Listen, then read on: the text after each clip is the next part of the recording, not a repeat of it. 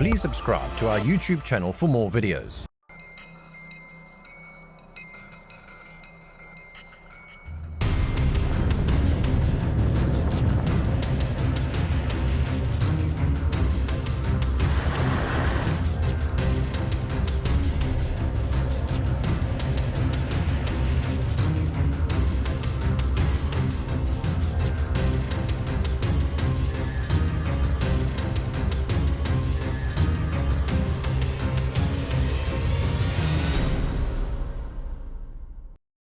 As mentioned, we have made the 3 routes from Cape Town to the Kruger National Park available for you to download. The red route was the route we followed in the Jimny in this series. It's worth noting that 4x4 and high clearance is required for the red route. The blue route is easy gravel and tar, and the green route is an all tar route. Please visit the links in the description below this video to download the routes.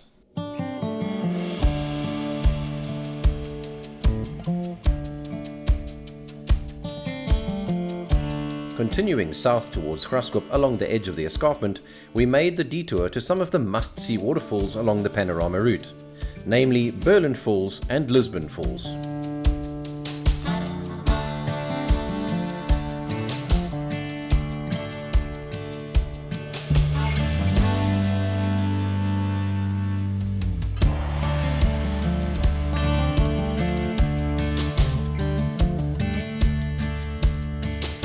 What we've just discovered with both Berlin Falls and Lisbon Falls is that they are definitely afternoon shots. The sun now is right in our face, so if you want good pictures and video of Lisbon and Berlin Falls, it's an afternoon thing. We have paid our entrance of 25 Rand each, but we'll keep that receipt and we'll just come back later because we're staying in Graskop, so we're only about 3 kilometers away.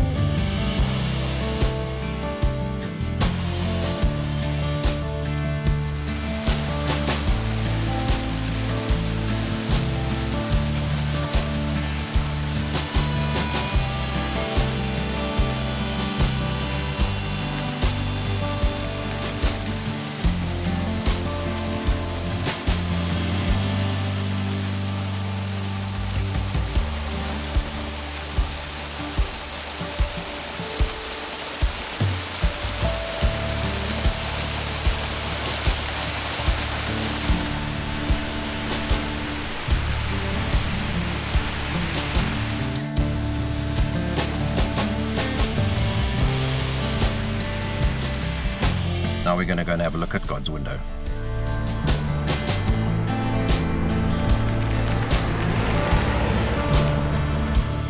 God's Window viewing point is accessible by leaving the R532 to Graskop and doing a loop along the escarpment of the Bladeport Canyon. The viewing platform at God's Window is unfortunately a little overgrown, so it's not a totally uninterrupted view. Being part of the Blyde River Canyon Nature Reserve, there are no drone signs in the car park, so unfortunately we couldn't get an aerial view.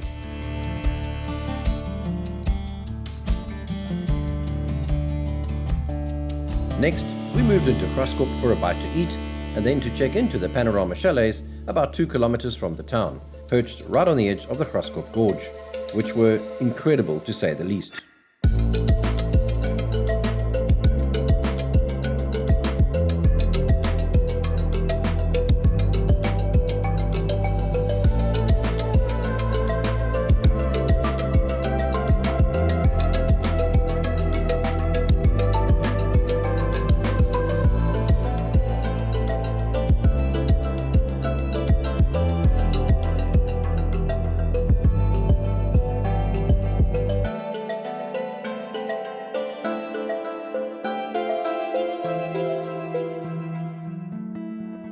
We didn't spend too much time at the Graskop Gorge Lift Company as the main lift into the gorge was not operational on the day. We spent time in the Panorama View Chalets filming and taking in the views. Their swimming pool is incredible, but the water was extremely cold being the month of June.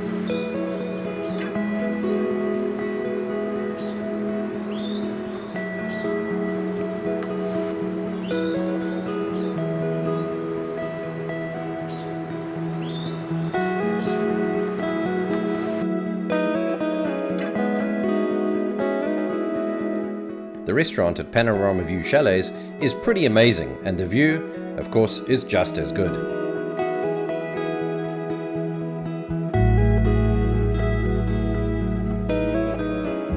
We enjoyed the rest of the day braaiing on the balcony of the chalet and soaking up the views.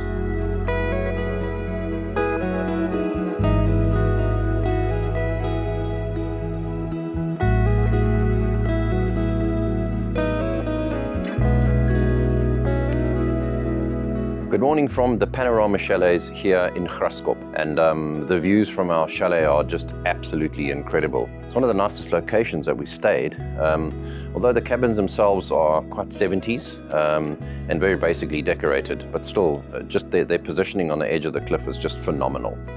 So today's route, we are leaving Graskop and we're heading more south. We're going to Mac Falls and we're going through Sabie, so we're going to stop and see if we can see Sabie Falls as well.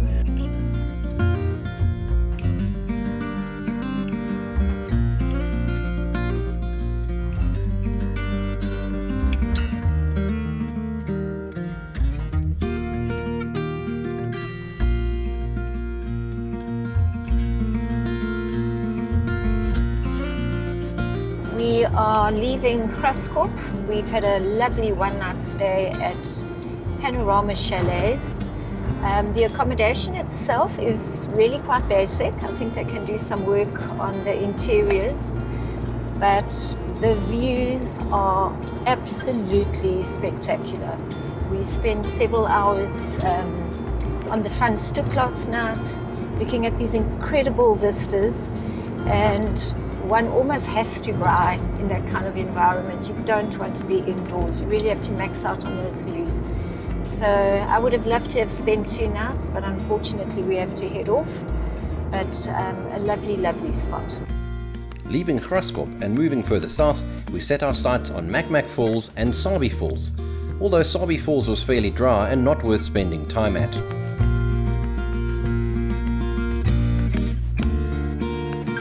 From the parking at Mac Falls, there's a short 10-minute walk to the main viewing point.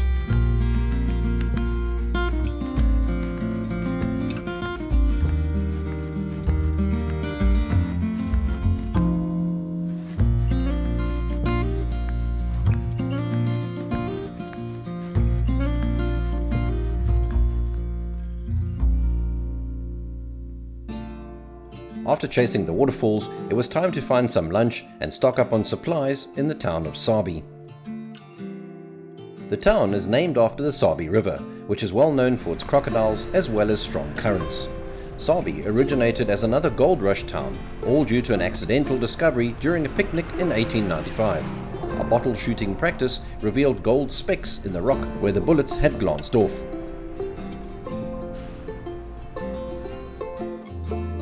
We continued south on the R539 over Sadwala Pass and onto the N4 to take us to Mgwenya, previously known as Waterval Boven. In the route planning stage of this series, I discovered the stone circles of Mpumalanga, and it seemed to be the perfect place to end our incredible trip from Cape to Kruger and the Panorama route. We booked 2 nights at the Stone Circle Lodge, giving us time to explore the Stone Museum and go on tour and visit some of the Stone Circle sites nearby.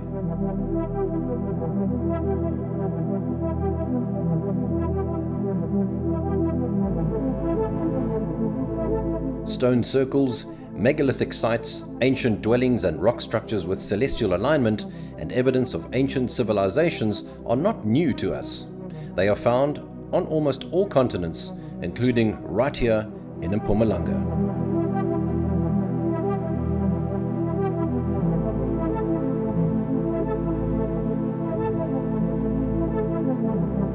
I'm standing on the deck of our stunning little stone cabin at the Stone Circle Lodge in Waterval Boven.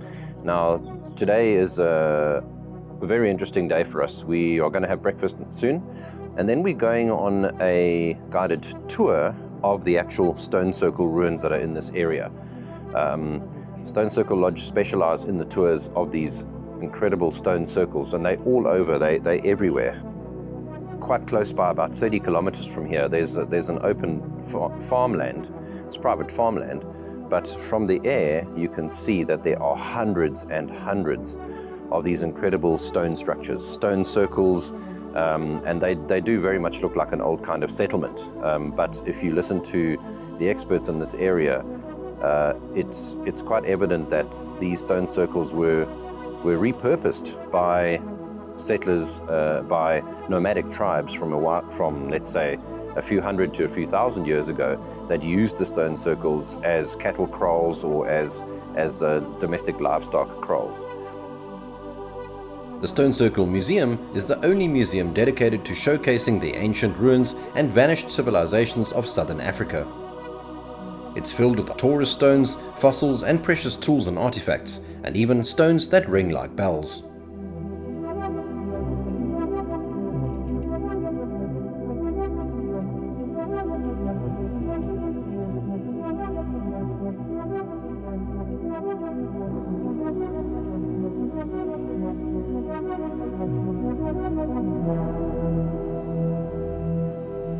So during the filming of this episode back in June, unfortunately, Michael Tillinger, the man who's been researching the stone circles and been working in this region for a very long time, he was out the country. But we did manage to go on a guided tour with one of their guides, and he took us to Blaubosch Kraal, which is one of the most impressive stone circle sites close by to Waterval, Boven. Now that I'm editing this episode, fortunately I've been able to get hold of Michael, and we're going to have a Zoom meeting right now, and he's going to tell us a little bit about the stone circles. So I'm going to switch across now to the screen recording of our Zoom meeting. So thank you, Michael, for joining us. Tell us, what is it about the stone circles in South Africa that set them aside from the other megalithic structures around the world? What is it that makes ours so special? Yeah, so the biggest thing about the stone circles in Southern Africa and South Africa is the number. At no time in our history, 150 years and further back, was there a population that was even closely or even remotely capable of building stone circles in such a large number. And what do you think is the number? How many of these circles are scattered around South Africa? I mean, in my short time of 2 days of scratching around on Google Maps, I pinned all the locations with little green flags, and in a matter of hours I found 140 locations that run from Carolina right the way through to in line with Graskop and just close to Pilgrim's Rest. They're all in quite a long sort of band. How many stone circles are there really? You know, I did a count as best as I could in 2008 while writing Temples of African Gods, and I came to a staggering number of 10 million stone circular structures. So that is an insane number. Even if I'm wrong, even if I'm only 10% accurate, that still gives us 1 million stone circles. That is an insane number of ancient stone circle ruins, which really poses a big question. Who built them? When were they built? And how can we know so little about them? And then one of the big mysteries is that the original structures, the original stone circles, don't have any doors or entrances. So they weren't built. The original intention was not dwellings for people or animals.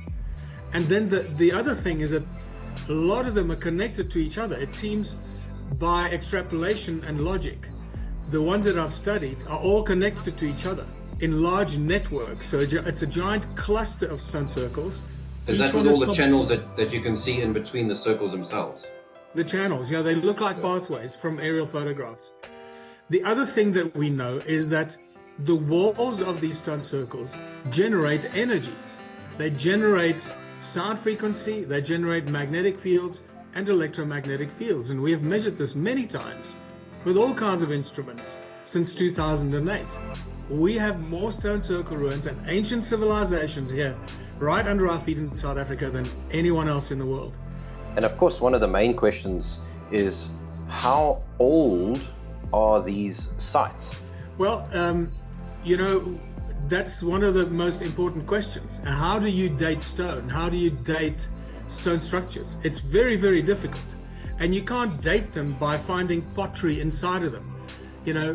Proof of habitation does not mean proof of construction.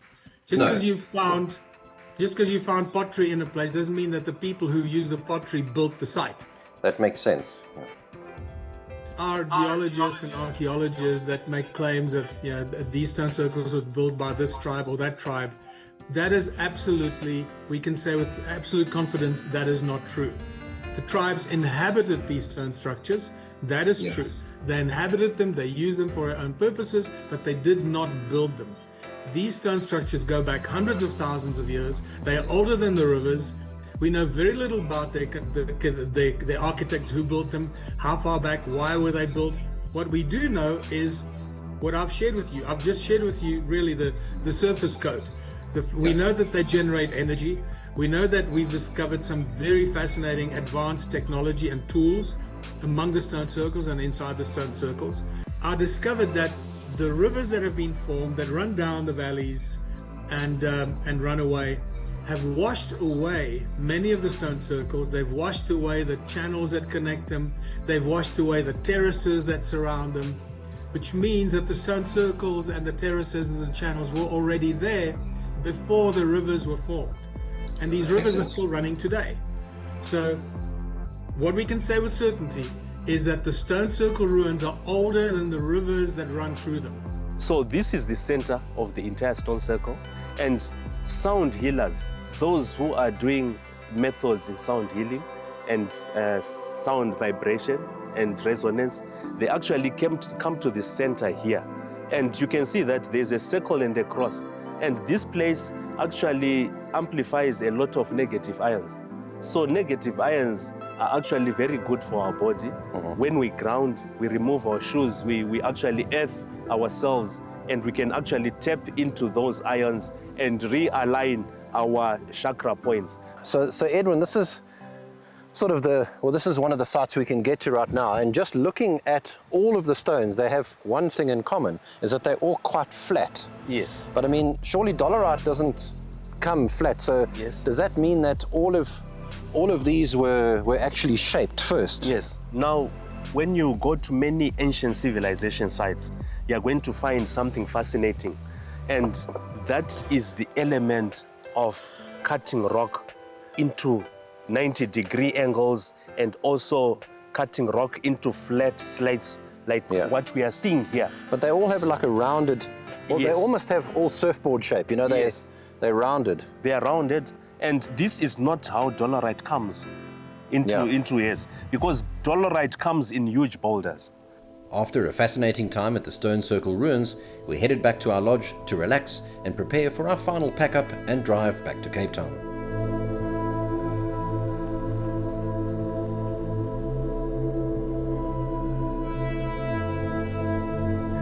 We're pretty much done with the series, and we are hitting the road towards Johannesburg for a couple of days before we start our journey back to Cape Town.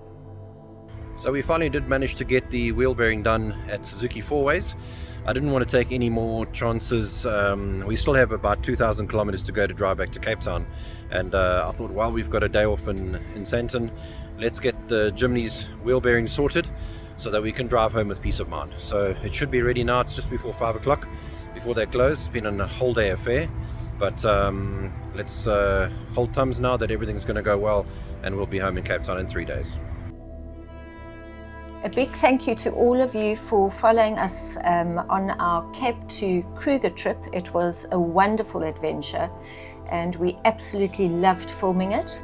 We are so excited to bring to you season 6, which is going to be covering the Karoo regions of South Africa. Yes, it's been absolutely wonderful. We're now in November 2025. The CAPE2KRUGER series we shot in June 2025, and we have spent an amazing time traveling all of the Karoo region. So we traveled the Tankwa Karoo, the Hantam Karoo, the Upper Karoo, Great Karoo, Roggeveld region, and of course we're finishing now in the Klein Karoo region, and today is our last filming day, and we exit Montague back onto the N1 and it's straight home. So we've covered most of the Karoo regions that we could, and I made sure that we traveled on as many backcountry roads as we possibly could, even some secondary farm roads with gates and places we got a little bit lost, but that's part of the adventure, of course. I didn't plan plan anything up ahead.